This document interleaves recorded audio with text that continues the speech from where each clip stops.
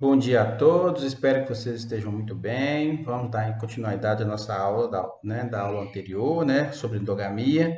Na aula passada, nós vimos sobre os conceitos, né, de consanguinidade e endogamia, vimos que é a mesma coisa, né? Falamos um pouco sobre a diferença de grau de sangue, falamos dos problemas que a endogamia pode causar, né, em termos de anomalias, e falamos da depressão endogâmica, né? Falamos desses defeitos, né, congênitos que normalmente acontecem, né, sendo regulados por um gene só, ou no máximo dois genes. Alguns pontos negativos da endogamia, como a depressão endogâmica, né? Conceituamos heterose. Falamos também de pontos positivos, né? Ela tem pontos positivos também, a endogamia. E falamos do tamanho efetivo da população, né? Essa aqui foi a última parte da nossa aula. Falar sobre o tamanho efetivo da população, né? Nós vimos o conceito de tamanho efetivo, fizemos algumas simulações aqui para a gente ver o que acontece com o tamanho efetivo. E falamos dos problemas que tem causado a diminuição do número efetivo dos animais, né? Principalmente pelo uso de biotecnologias reprodutivas, junto com as avaliações genéticas, principalmente o BLUP, né? E sempre a busca de animais mais top. Isso faz com que nós tenhamos os grandes problemas que a gente está vendo hoje, né? Demos alguns dados aqui né, de trabalhos que envolviam endogamia no passado, para a gente ver o crescimento dela, né? Observamos que nós temos resultados alarmantes já, principalmente na população Nelore, não é isso? E nós paramos exatamente aqui, ó, coeficiente de endogamia, certo? Nós vimos na aula passada a taxa de endogamia, que é algo importante que a gente precisa acompanhar no rebanho, né, para a gente ver se essa endogamia se ela está muito alta ou não, né? Isso em termos de rebanho, tá certo? Mas eu posso também, se eu quiser, calcular o quanto um animal é endogâmico, tá certo? Ou seja, o quanto que ele tem de consanguinidade. Calcular o quanto que um animal tem de consanguinidade significa que eu estou calculando principalmente, né, se naquele animal se existem genes, né, que vieram de pais aparentados ou um ancestral que era parente aí, né? Então, esse é o objetivo. Então, ó, não confunda o coeficiente de endogamia com taxa de endogamia. Taxa de endogamia, eu vou olhar no plantel inteiro, qual é o nível de endogamia que aquele plantel possui. Já o coeficiente de endogamia, eu olho no indivíduo, né? Então, eu vou calcular quanto que aquele indivíduo é endogâmico, quanto que ele tem de endogamia nele. Entendendo, então, que essa endogamia seria o quanto esse indivíduo tem, né, vamos falar assim, em seus ascendentes, e quando a gente fala em ascendente, agora você já sabe o que é, né? Ou seja, os indivíduos que vieram antes deles, quanto que eles eram aparentados. Fato é que se o indivíduo ele é fruto de dois, né, de pais ali, né, que não são nada parentes, né, esse indivíduo, o coeficiente de endogamia dele é zero, lógico, né, não tem endogamia. Por quê? Porque os pais dele não são parentes.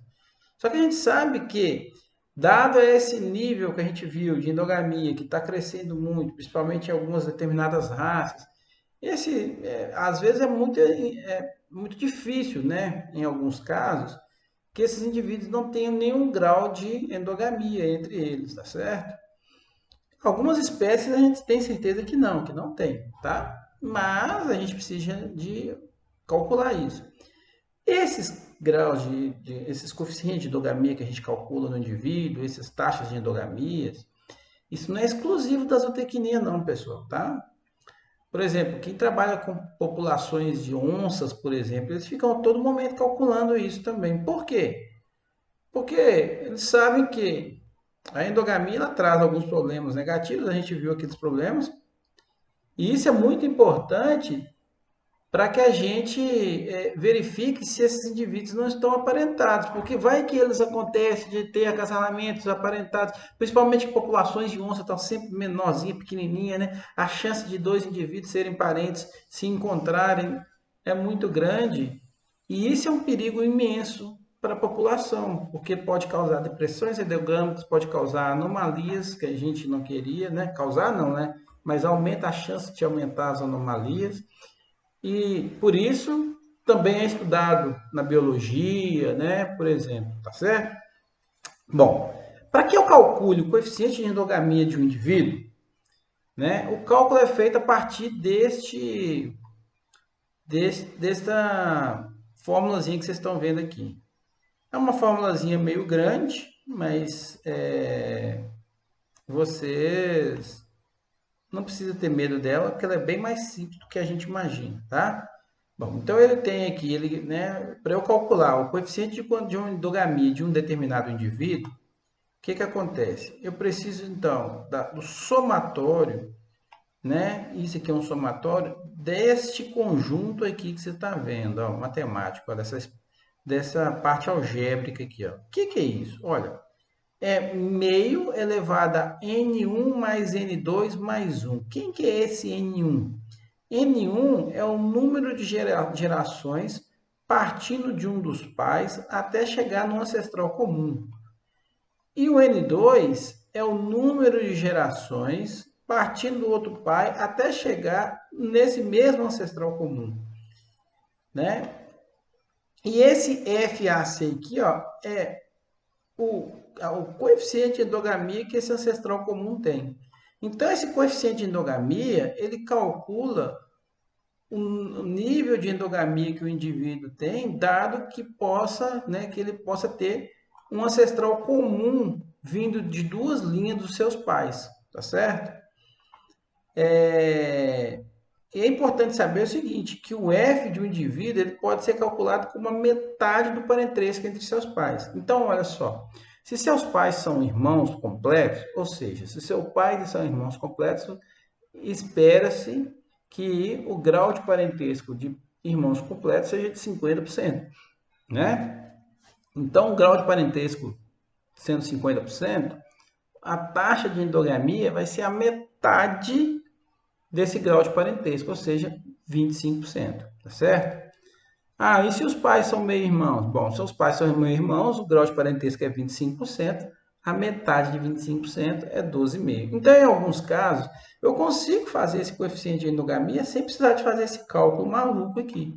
Mas, na maioria das vezes, é difícil a gente ter esse conhecimento, né, de qual é o grau de endogamia, desculpa, de parentesco de dois indivíduos, tá certo? Vamos dar alguns exemplos aqui para a gente ver, né? Então, por exemplo, ó, vamos imaginar essa árvore genealógica aqui, tá? Então, eu tenho um touro, né? Casalou com uma determinada vaca, certo? Esse touro e essa vaca não são parentes, né? E eles tiveram dois filhos, tá certo? Um macho e uma fêmea, né? E esse macho e essa fêmea cruzaram, tiveram esses três filhos aqui, ó, tá? Então, esse macho, como eles são irmãos completos, o grau de parentesco deles é de 50%. Então, o parentesco desses pais aqui vai ser de quanto? Desculpa. Como os pais têm um parentesco de 50%, o F, né, que é o coeficiente de endogamia desses filhos, vão ser de quanto? 25%, metade do pai. Tá certo? Então, é metade do pai. Né? Aí, olha que interessante. Esse touro aqui acasalou com uma vaca. Note que a vaca é até uma vaca holandesa. Eu já coloquei uma vaca holandesa aqui, pensando, né, no sentido de vocês já imaginarem que é uma outra linha, então não tem chance nenhuma dessa vaca ser parente desse indivíduo. Então, como esses dois tiveram um acasalamento entre eles, tiveram esses dois filhos, o coeficiente de endogamia entre eles é zero. Por que é zero? Ora, os pais são parentes? Não. Se os pais não são parentes, né, se os pais não são parentes, não tem como ter coeficiente de endogamia nos filhos. Então, sempre que você tem entrada de um indivíduo novo na população, seja um macho, seja uma fêmea, você derruba a endogamia. Isso é muito importante vocês saberem isso. Por isso que todo momento os produtores estão sempre adquirindo animais novos, fazendo entrada de animais. Você já deve ter ouvido falar a história de refrescar o sangue. Muito comum falar isso. Ah, nós estamos precisando de refrescar o sangue. O que é refrescar o sangue? É quando você traz um indivíduo novo para a população para que você evite que a endogamia atinja picos altos, né? Então, quando você compra, por exemplo, um sêmen de um touro, você está trazendo um indivíduo novo para a população, concorda? O fato, por exemplo, de criadores de galos, né, e galinhas trocarem os galos entre si, né, isso acontece com muita frequência, né? O camarada ali tem um galo, o outro, né, eles vão, vamos trocar os galos aqui, eles trocam os galos, é para refrescar o sangue. E isso está fazendo com que, fugindo com que esses animais tenham, né, um parentesco em comum. Todo mundo sabe, e isso aí é de muitos anos, que não é bom você ter indivíduos aparentados entre si, né? Todo mundo sabe disso. Às vezes a gente faz as coisas sem saber por quê, né? Na roça, se você vai lá, mesmo aquelas mais simplesinhas, o camarada tem às vezes né, uma fêmea ali, né, de suíno, por exemplo, e um macho, né? E está sempre produzindo os machos ali, mas aí ele sempre troca aquele macho com o do vizinho. Está sempre fazendo essas trocas, para quê? Para evitar a endogamia, né? Faz às vezes sem saber por quê, mas faz com o sentido de evitar que aconteça essa endogamia. Bom, voltemos aqui então à nossa formulazinha, porque nem sempre a nossa vida é tão simples quanto essa que a gente está vendo aqui, né? Em alguns casos, quando ela não é tão simples, aí a gente precisa de usar a fórmula, tá? Mas fique tranquilo que a fórmula é bem simples. Bom, então vamos imaginar o seguinte, olha que interessante, ó, né? Vamos começar bem simples e depois a gente vai aumentando o nível, tá? Então, ó, vamos imaginar que eu tenho aqui ó, o indivíduo B, o indivíduo A e o indivíduo C, tá?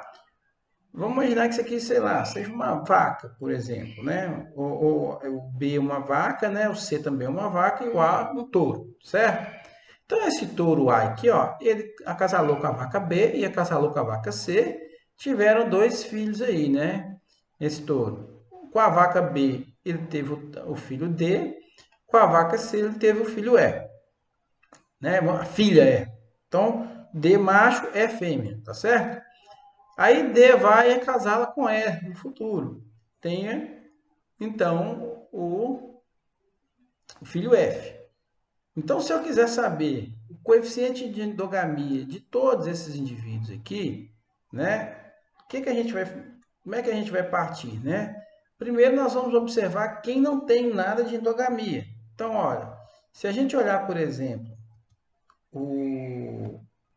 se a gente for calcular o coeficiente de endogamia do indivíduo A, a gente sabe que ele é zero. Por que é zero? Bom, eu não conheço quem são os pais dele. Então, como eu não conheço quem são os pais dele, eu assumo que seja zero, certo? Bom, e se eu for calcular também o coeficiente de endogamia do indivíduo B é zero também. Eu não conheço os pais de B, então né, eu assumo que seja zero. Do C também não conheço os pais, eu vou assumir que seja zero. Tá? Vamos calcular agora de D. Bom, f de D, por que vai ser zero? Eu conheço os pais, é A e B. Eu sei que A e B não são parentes. Por que não são parentes? Ué, eu não conheço os pais deles, então eu assumi que que eu não conheço, né? Então eles não são parentes. Então, como eles não são parentes, o f de D é zero. A mesma coisa vai acontecer com o f de E. Eu conheço os pais de E, é o A e o C, e eles não são parentes, então também é zero. Mas e o F, né, o coeficiente de endogamia do indivíduo F? Bom, note que D e E são parentes, não são? Então, esse filho, ele tem endogamia dele. Por que ele tem endogamia dele? Ora, se eu pegar aqui ó, o indivíduo D, né, que é um dos pais, eu chego em um indivíduo aqui que é o A. E se eu pegar o outro pai, né, o outro pai, ou né, no caso a mãe aqui, ó, eu também chego no mesmo indivíduo A. Então, note que isso aqui é a causa da endogamia. Eu tenho dois, né? A partir de um dos pais, eu chego sempre no mesmo ancestral comum. Toda vez que eu, partindo de um dos pais, eu chegar no mesmo ancestral comum, eu tenho um caso de endogamia. Por quê? Porque esse indivíduo A, ele passa seus genes para o indivíduo D, que por sua vez vai passar para o indivíduo F. Mas o A também vai passar metade dos seus genes para o E e que também vai chegar até F. Então, note que F vai receber os mesmos cromossomos, né? Vamos falar assim, Aliás, os mesmos cromossomos não, né? Que a gente não pode assumir que o cromossomo vai inteiro. Até mesmo porque tem crossing over, né? Mas a gente consegue assumir o seguinte, que muitos dos genes que F tem vão vir de A através de D e também de A através de E, né? Então vai vir de A através de D e de A através de E, tudo se juntando aqui em F. Então isso faz com que esse indivíduo seja endogâmico. E para eu calcular então a endogamia dele, eu vou usar, a gente já sabe, né? A gente até sabe calcular isso aqui, porque é o seguinte, como ele é meio irmão, né? Esses 12 dois aqui, meio ó, deve D ser. e E são meio irmãos, a gente sabe que o grau de parentesco de meio irmãos é de 25%. Como é 25%, o F tem que dar 12,5, que é a metade. Mas vamos fazer pelo cálculo para a gente ter certeza se esse valor está certo ou não. Então, ó, para eu calcular então, ó, né, esse coeficiente, ó, o N1 aqui, ó, ele fala o seguinte, ó, para eu saber quem é esse valor de N1, eu tenho que, partindo de um dos pais, quantas gerações eu preciso para chegar no ancestral comum? Bom, então partindo do pai de F, então o D. D é pai de F. Quantas gerações eu precisei para chegar no ancestral comum? Uma geração. E a partir do E, quanto, né, que é o outro pai, quantas gerações eu precisei para chegar no ancestral comum? Também uma. Então, por isso que vai aparecer um aqui, ó, tá? Então, o primeiro um, que é o N1, ele vem de onde? Bom, ele vem de um dos pais até chegar no ancestral comum. Eu tive uma geração só. E esse outro um que está aparecendo aqui, que é o N2, é partindo do outro pai, quantas gerações eu precisei de chegar no ancestral comum? Também foi um. Então, se eu somar um mais um dá 3, né? Porque esse outro um aqui é da fórmula.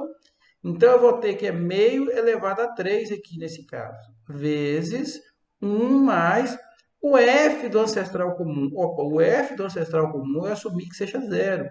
Como eu não conheço os pais de A, eu assumo que é zero. Então, um mais zero vai dar um e todo número que eu multiplicar por um dá ele mesmo. Então, no final, vai ficar isso aqui, ó, meio elevado a 3 vezes um mais zero, que é um. Se eu levar meio ao cubo, é 1/8, né?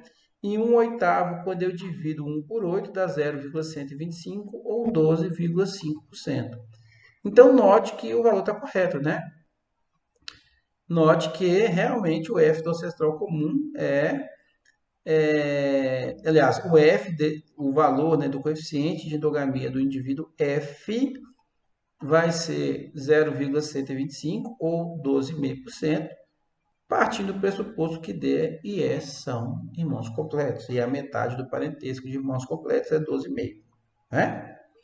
Vamos fazer mais um Essa pouco mais questão difícil. caiu aqui, Oi? no questionário. Essa questão caiu no questionário, só como o senhor não tinha dado, então eu É, tentei. caiu, né? Não, mas faz o seguinte, eu libero o questionário de novo e tiro Beleza, todas as resoluções de vocês para vocês fazerem de novo, beleza. tá bom?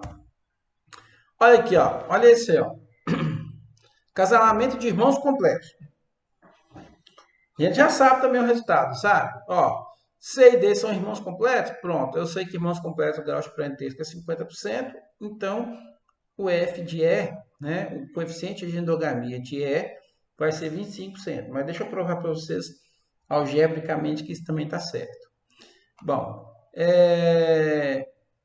então aqui agora eu tenho dois ancestrais comuns, né? Por quê? Olha aqui que interessante. Eu tenho um ancestral comum A, que vai mandar genes, olha, ele manda genes através de C para E e também manda genes através de D para E. E tem o outro ancestral comum, que é o B, que manda genes também através de C para chegar em E, e também através de D para chegar em E, certinho?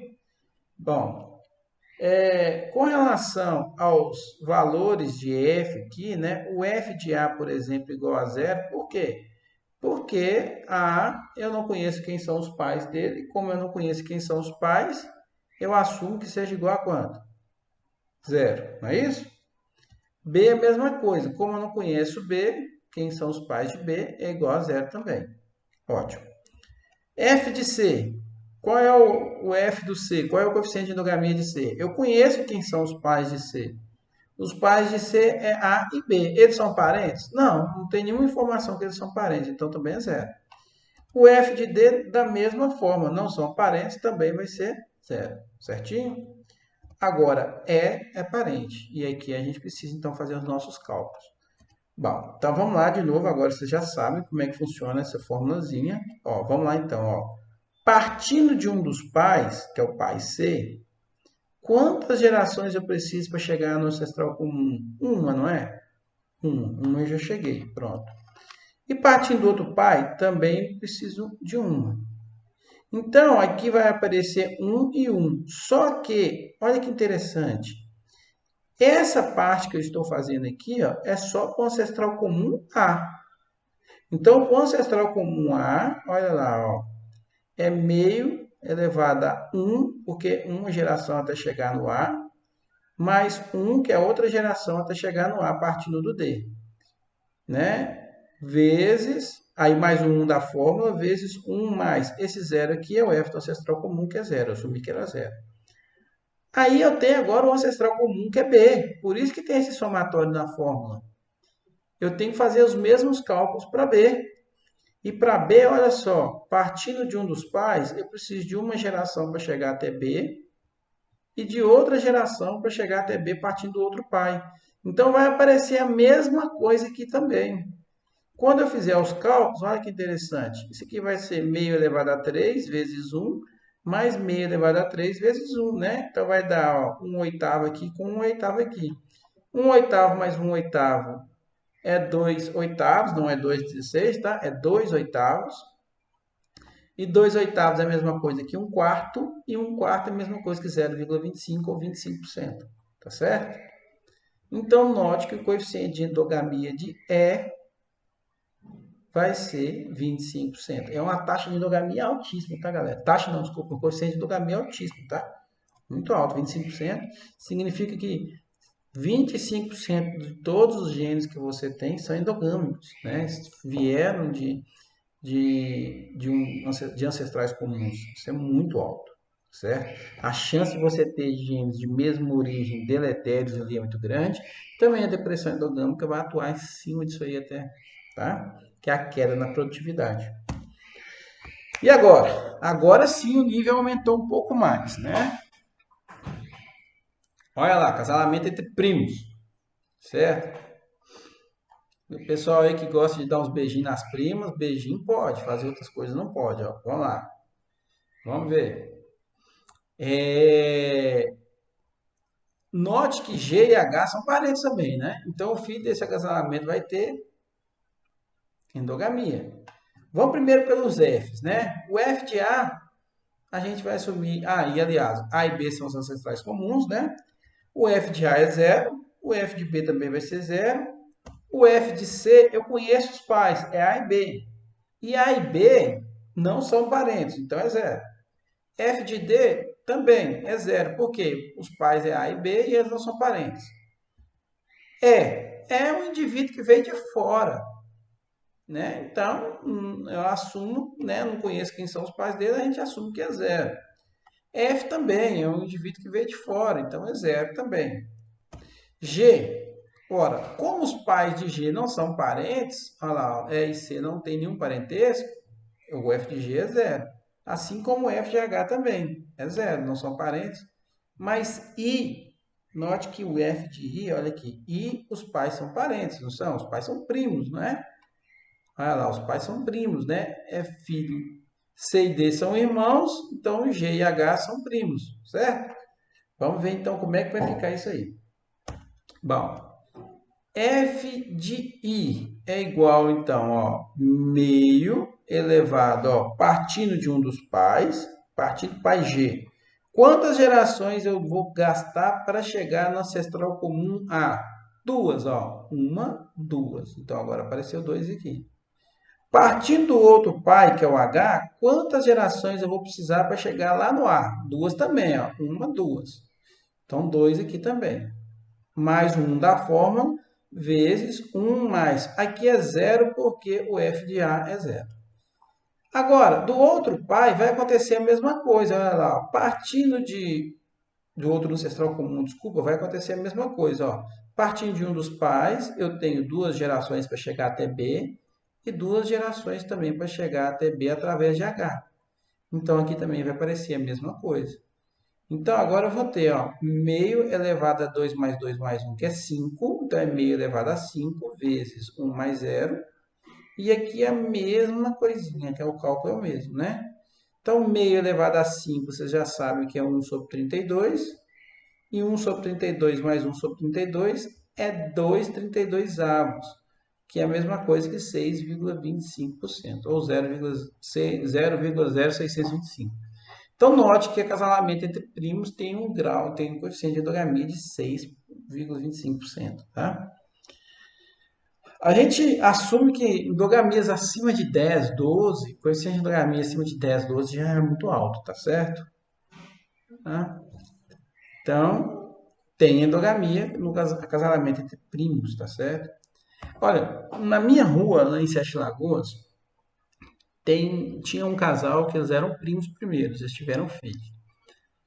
4 de seus filhos nasceram cegos.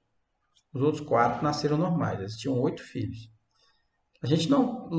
Vocês, a partir daquela aula da semana passada, vocês já sabem que a gente não pode, de maneira alguma, dizer que a endogamia criou, né, o gene deletério, né, que nesse caso foi a perda da visão desses indivíduos, eles nasceram cegos a vida inteira. Mas muito provavelmente, pelo fato de, né, provavelmente, na família já ter o alelo responsável pela cegueira desses indivíduos, ao esses primos se acasalarem, né, tiverem filhos, deixarem descendentes, eles aumentaram a chance que eles teriam, né, se tivessem um acasalamento normal, né, com outro indivíduo. Então, acontece, viu, galera? Aumenta a chance. Pois é, professor. O senhor comentando, eu lembrei, teve um caso, às vezes, passou até na televisão, se não me engano, não sei se foi no Ratinho, 2 casamentos entre 2 irmãos, eles não sabiam, entendeu?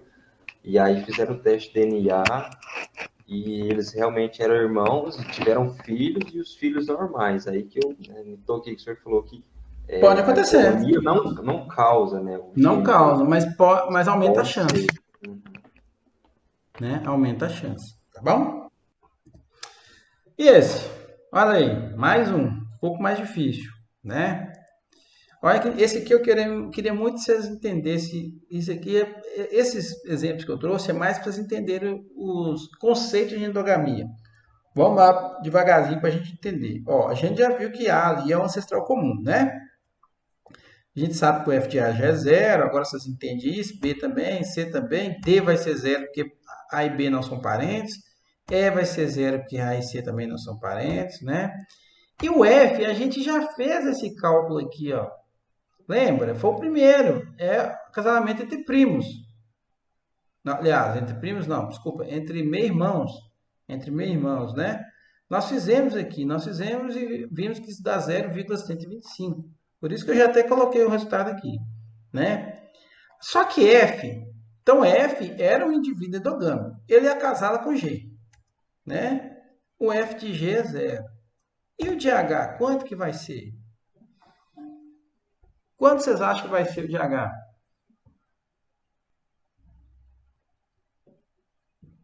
Vocês acham que... Eu acho que vai ser a metade, né? Se o F deu Lembra 2, lá 2 dos deu conceitos que a gente falou sempre? Uhum. H vai ser 0, galera. E deixa eu explicar por que H vai ser 0. Lembra lá do conceito? O que aconteceu? F e G são parentes? É verdade. Como F e G não são parentes, H vai ser 0. É verdade. F é um indivíduo endogâmico, mas quando ele é casado com um indivíduo de fora, a endogamia é 0. Tá certo? Isso é muito importante para vocês entenderem os conceitos de como zerar a endogamia, tá? Então, f de h será zero, porque os pais não são parentes, não são aparentados. Então, olha, alguns casos a gente depara com algo desse tipo, assim, ó, que é o que mais muito mais comum a gente vê no dia a dia nosso aí, né? É assim a coisa, ó. Essa é maluquice aí, tá? Então, por exemplo, se eu quiser saber, né, o grau de endogamia do indivíduo desse para toda essa geração, eu ia gastar muito tempo fazendo esse tipo de cálculo, né? Fazendo aqueles cálculos que a gente viu ali. Então eu ia ter que pegar cada um dos indivíduos, olhar qual é o grau de parentesco entre eles e ir puxando isso. Nessa situação, né, para rebanhos muito grandes, aí a gente usa algoritmos computacionais, né, para calcular esses coeficientes de endogamia. Então nós temos vários aí. No passado nós tínhamos o FTD Raymond, né? Tem alguns como o Pedigree Análise, Pedigree Viewer, o Endog, que são alguns algoritmos que nos ajudam para esses cálculos, tá? É, e olha só para você ver alguns resultados de pesquisa no Brasil usando esses algoritmos. Olha que interessante, né? Por exemplo, lá em 93, Queiroz ele percebeu que o coeficiente médio da raça G, por exemplo, era de 1,27%, era considerado baixo. Embora que 23% dos animais tinham algum nível de endogamia, eles tinham algum nível de endogamia, mas o F deles era, né, o coeficiente de endogamia era baixo, né? E o fato de ter aumento de 1% nesse coeficiente de endogamia reduziu em média 19 quilos de leite na produtividade desses indivíduos. Então, só dele ter um aumento de 1% a mais, mesmo assim reduziu em média, né, 19 quilos. Esse trabalho desse Queiroz foi muito interessante. O que ele fez? Ele começou a ir nas fazendas ali em Minas Gerais, que tinha o leiteiro, começou a pegar ali né, a árvore genealógica dos indivíduos, junto com a produtividade deles lá, e foi assim que ele fez essa pesquisa dele. Eu não lembro se foi de mestrado, se foi de doutorado, mas é uma pesquisa muito interessante, tá certo? Ele fez um levantamento para saber quanto que esse aumento da endogamia causava na depressão endogâmica. Então aqui vocês observam o seguinte: a preocupação não é a causa de anomalias, a preocupação é a perda da produtividade. Por quê? Porque você aumenta a homozigose dos genes e a homozigose dos genes faz com que esses indivíduos eles percam valores adaptativos, né? Eles perdem algum tipo de adaptação e essa perda de adaptação é que reduz a produtividade. Então, não, nós, enquanto né, da área de produção, vamos falar assim, né, na área de produção de animais, nossa preocupação com a endogamia é justamente a redução da produtividade, né? Olha aí, ó, aumentar 1% também nesse coeficiente de endogamia reduziu a duração da lactação em 1,55 dias. Isso lá em 93, hein, galera? Só quase 30 anos para trás aí, né? Então, já o Reis Filho, né, esse camarada hoje, ele fez doutorado comigo, ele foi secretário de Agricultura do Estado de Minas Gerais, hoje eu acho que ele é o presidente, eu não esqueci o que ele é hoje, presidente acho não sei, hoje eu não sei qual é o cargo dele, mas ele trabalha para o governo, né, o João. E lá em 2006, eu acho que isso foi a dissertação de mestrado dele. Foi porque ele deu aula para mim depois em 2008, não, 2007, 2000, por aí. Ele deu aula para mim, ele estava no doutorado. Ele fez o seguinte, olha que interessante. Ele fez o mesmo trabalho que esse Queiroz fez aqui, ó. Só que ele expandiu. Porque o Queiroz, na época, tinha poucas fazendas, aqui ele expandiu. Ele é criador de leiteiro, tá? O Joãozinho é criador de leiteiro. E ele fez um trabalho muito maior. Como ele tinha mais contatos, né? Tinha com quem ele pegar mais dados, ele conseguiu fazer esse trabalho que o Queiroz fez, só que bem maior. E ele conseguiu já ver que, olha lá, em 2006, o coeficiente médio de consanguinidade, que era de 1,27, estava de 4,66. Baixo ainda. mas já 60% dos animais eram endogâmicos, enquanto antes 23% era só endogâmico. Por que esse aumento de endogamia? Né? Porque, lógico, usando sempre os touros mais tops, dos sumários de touros. Né? Então, esse exercício de ficar sempre usando esses touros melhores faz com que essa endogamia aumente muito, né? Olha aí, ó, aumento de 10% no coeficiente. O que ele percebeu? Depressão das características em torno de 2 a 7%, né? Se você tem uma taxa anual aí de aumento de F em torno de 0,2, que a gente fala assim, não, aumentar um coeficiente de endogamia de 0,2 é muito baixinho, mas ele causa uma depressão endogâmica anual em torno de 0,04 a 0,14%. Então isso vai se somando. Por que isso vai aumentando tão depressa? Porque indivíduo endogâmico acasala com outro que também é endogâmico, ele vai somando essas endogamias, né? A não ser que você tenha aquele refrescamento do sangue, que é quando chega um indivíduo novo, né? Então, galera, os programas de melhoramento, quando bem conduzidos, eles alcançam sim os ganhos genéticos muito superior, né? Pelo menos 10 vezes mais. Mas ele tem que verificar, ele tem que estar sempre atento a essa depressão endogâmica, né? Muitas vezes, o que se ganha com o melhoramento é muito maior que o que se perde na depressão endogâmica, né? Mas a gente tem que estar sempre atento, sempre verificando, né? Em algum momento, esses indivíduos vão ser aparentados, mas qual que é a ideia? Tente sempre fazer acasalamento com indivíduos, se eles forem aparentados, mais longe possível, né? Porque quando o ancestral comum está cada vez mais longe, mais difícil é desses genes de mesma origem chegarem naquele indivíduo. Então, é isso que é importante, tá? Um trabalho que foi feito lá nos Estados Unidos, lá no gado holandês, esse trabalho foi fenomenal, é um trabalho antigo, né? Foi feito em 98 pelo Smith, depois o Eagle fez também um bem próximo, e é um trabalho antigo, mas é um trabalho, sabe aqueles trabalhos antigos, mas que a gente não pode deixar de citar? Olha o que eles fizeram. Eles fizeram o seguinte, olha, eles fizeram uma pesquisa dizendo o seguinte, se aumentar 1% na consanguinidade, o que vai acontecer no gado holandês, né? Bom, o que eles perceberam? Em termos produtivos, tá? Bom, perda de aproximadamente 37 quilos para cada lactação, né? Então, 37 quilos por lactação é uma perda gigantesca, né? Bota isso aí em termos de dinheiro hoje, né? Quanto está o litro de leite hoje? Hoje não tem noção muito quanto está o litro de leite hoje, mas vamos assumir hoje que o leite estaria aí. Vamos botar um valor, vamos jogar um valor bem baixo no leite, 1,50. Acho que não dá isso nunca, tá? Deve estar 1, vamos botar 1,20 aí, porque não deve estar 1,50 nunca. Vezes 37 quilos, né? Em torno de R$ 44 que o camarada perderia por vaca, por lactação, tá? Se tivesse acréscimo de 1%. Perda de 1,2 kg de gordura por lactação, aí você já sabe que gordura é dinheiro aqui, né? Nesse caso, né? Principalmente para produção de manteiga, iogurtes, queijos, né? Isso depende de gordura.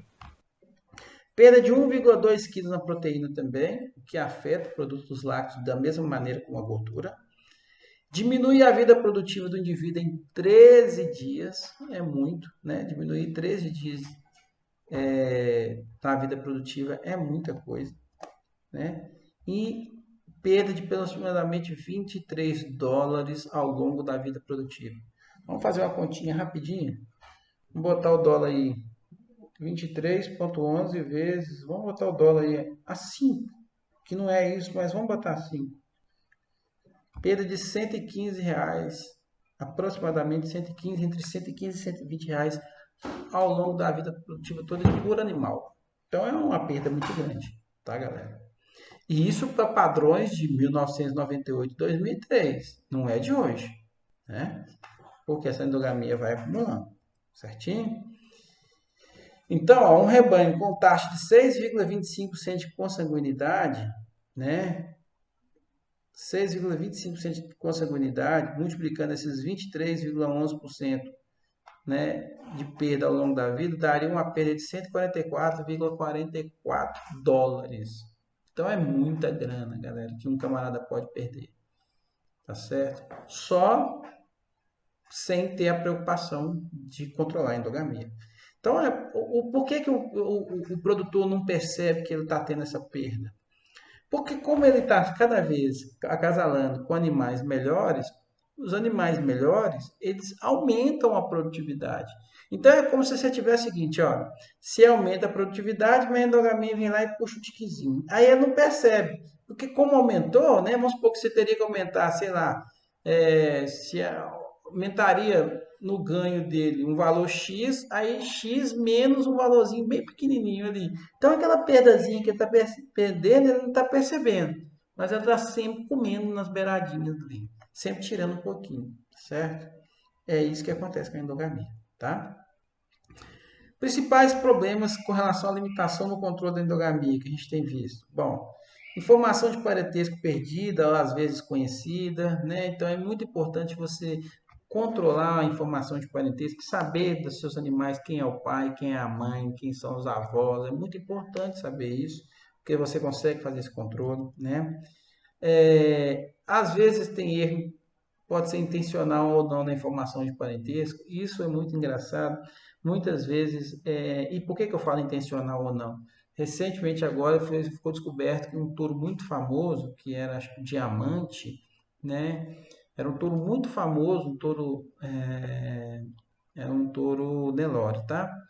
Muito famoso mesmo, top lá dos sumários de touros.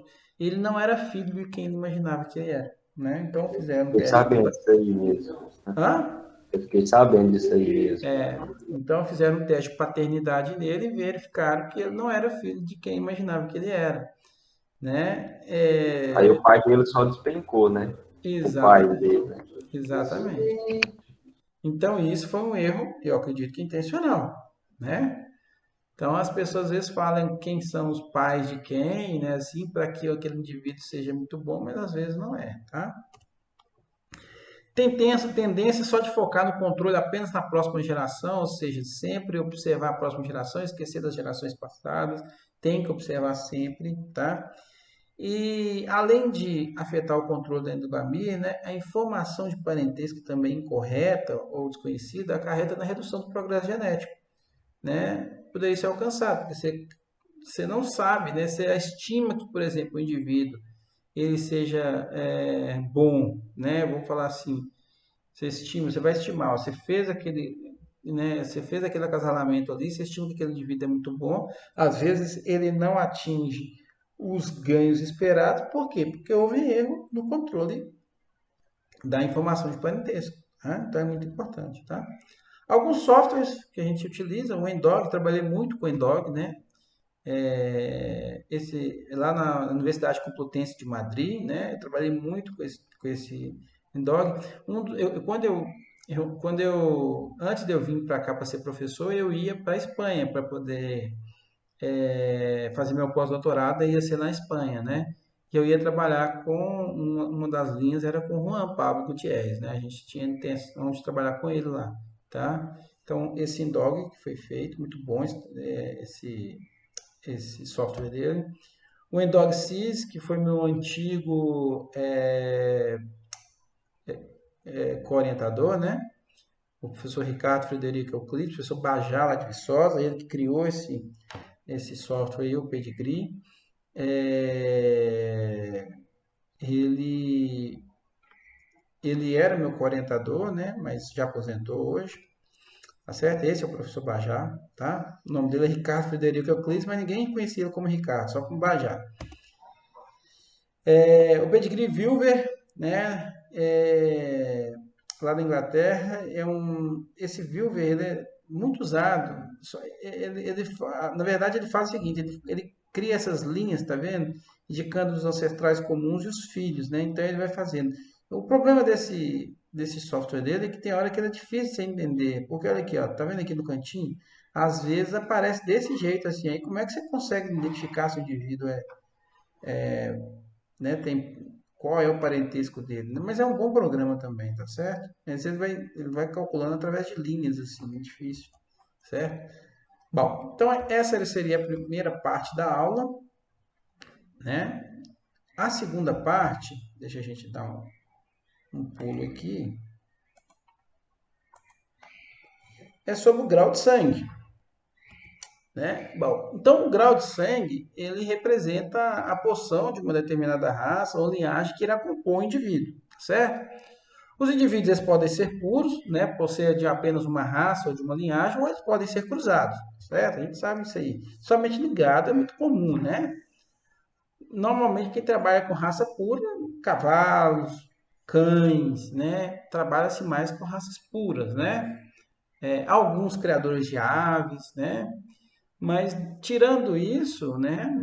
Os bovinos, parte das aves, os suínos, são todos indivíduos, ou são linhagens, no caso de aves e suínos, né? Que já tem linhagem, que seria vários cruzamentos de várias raças, né? Formando linhas de genéticas, ou cruzados, igual os bovinos, nós temos aí nos bovinos, né? Outro também que trabalha muito com raça, que é muito assim. Apesar que nos bovinos também a gente ainda tem alguma galera aí, principalmente de leite, o pessoal gosta muito de raça, né? No caso de carneiros também, nos ovinos, caprinos também, a gente tem mais. Trabalha assim, menos com indivíduos cruzados, mais com linhas puras, né? Mas os indivíduos, quando são cruzados, né, eles podem conter duas ou mais raças, né, em sua composição. E esses indivíduos frutos de acasalamento, são fruto de acasalamentos cujos pais são cruzados e com a mesma composição racial são chamados de bismestiços. Daqui a pouquinho a gente fala do bismestiço. Deixa eu só falar um pouquinho sobre o que é grau de sangue, tá? Bom, o grau de sangue, então, ele representa a porção de uma determinada raça ou linhagem que irá compor aquele indivíduo, né?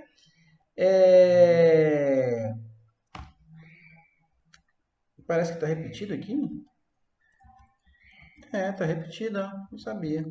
Bom, para a gente determinar um grau de sangue de um indivíduo, é necessário a gente saber, né, ou a gente conhecer a genealogia dos pais, certo?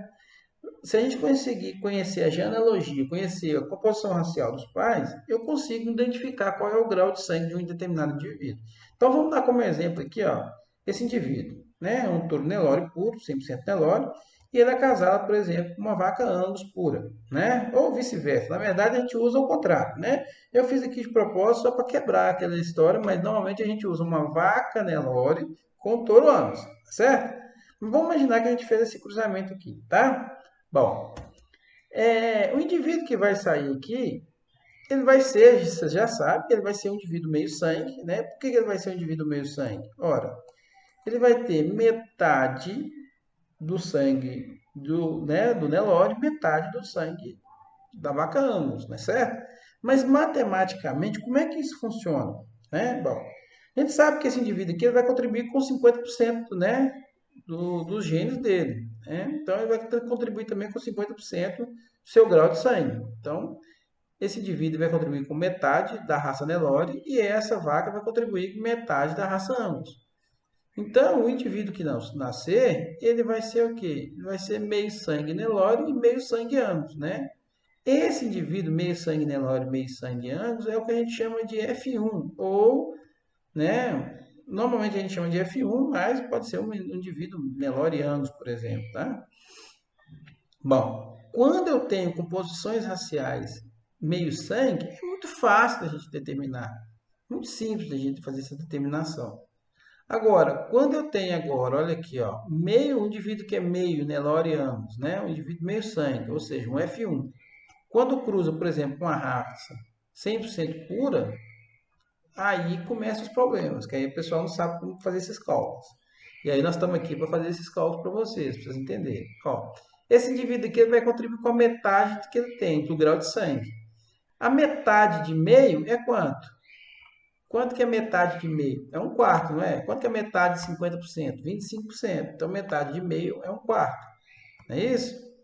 E a metade de 100% é meio. Né? Então, esse indivíduo contribui com meio, 150%, e esse indivíduo vai contribuir com um quarto. Por que um quarto? Né?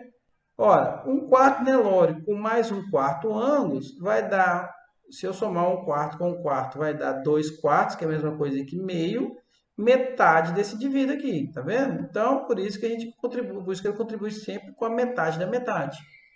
Então, quando eu for juntar isso aqui tudo, ó, 1/4 Nelore e 1/4 Angus com meio Angus, eu vou ter que somar o grau de sangue de Angus junto com o grau de sangue de Angus. E o de Nelore eu não somo. Então, ó, vamos lá. Metade da metade, como eu tinha dito, por isso que dá 1/4. Eu fiz até aqui para vocês verem, ó, quanto que é metade de 2. Aliás, metade de meio, né? Quanto que é meio dividido por 2?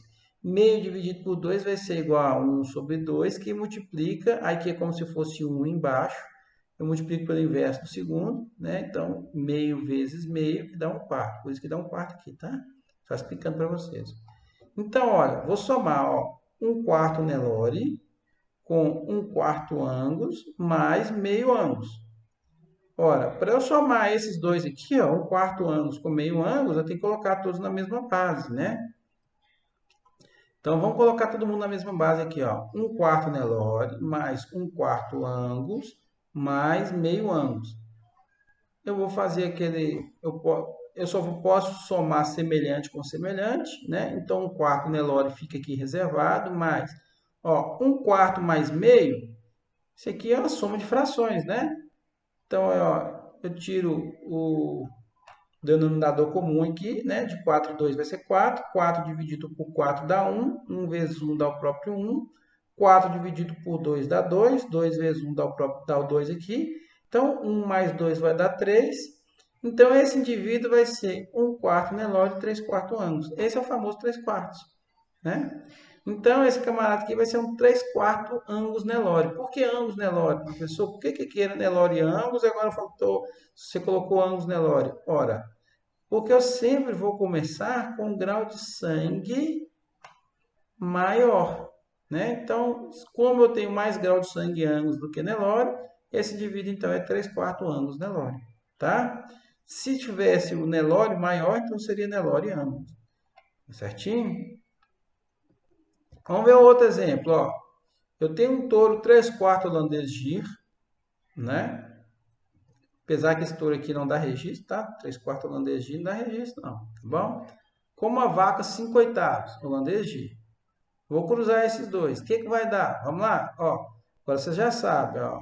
Né? Esse camarada vai contribuir com 3/8 de holandês e 1/8 Gir. Por quê, professor? Metade de 3/4. Se eu dividir 3/4 por 2, vai acontecer o quê? Vai ser 3/4 dividido por 2. Eu pego 3/4, multiplico pelo inverso, que é 1 sobre 2. Então, vai ser 3 vezes 1 dá 3, 4 vezes 2 dá 8, então dá 3/8, né? E o G, da mesma coisa, ó. Quanto que é? Se ele é 3/4 holandês G, significa que ele é 3/4 holandês, 1/4 G, né? Para completar o 100% aqui. Então, ele é 3/4 holandês, 1/4 G. 1/4 dividido por 2 é 1/8. Existe uma técnica muito mais fácil, que é o seguinte, é só dobrar o de baixo. Como você quer pegar a metade, dobra o de baixo. Então, só de dobrar 3 dividido por 4 aqui, então vai ser 3/8. Aqui é 1/4 dividido, né, por 2, é só dobrar o de baixo, 1/8. Aqui é a mesma coisa, ó, dobra o de baixo. Ó. O dobro de 8 é quanto? 16. Então, vai dar 5/16. 5/16 holandês. E para completar o 5, falta 3, né? 3/16 X. Agora eu somo todo mundo, né? Como é que a gente vai somar todo mundo? Ó, 3/8 holandês e 1/8 G, com 5/16 holandês e 3/16 G, somando todo mundo, olha lá, ó. Vou somar semelhante com semelhante. Tá aqui, ó, 3/8 holandês, 1/8 G, 5/16 holandês, 3/16 G. Somando todo mundo aqui, ó. Semelhante com semelhante, ó. 3/8 com 5/16, tá aqui. E esse 1/8 com 3/16, está aqui. Tirando o MMC aqui de 16 e 8, dá 16. 16 dividido por 8 dá 2. 2 vezes 3, 6. 16 dividido por 16 dá 1. 1 vezes 5, 5. Né?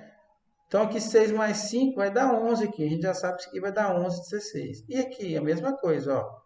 16 dividido por 8 dá 2. 2 vezes 1 dá 2. 16 dividido por 16 dá 1. 1 vezes 3 dá 3.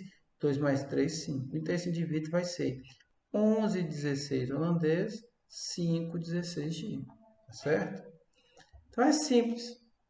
Não é tão difícil, tá bom?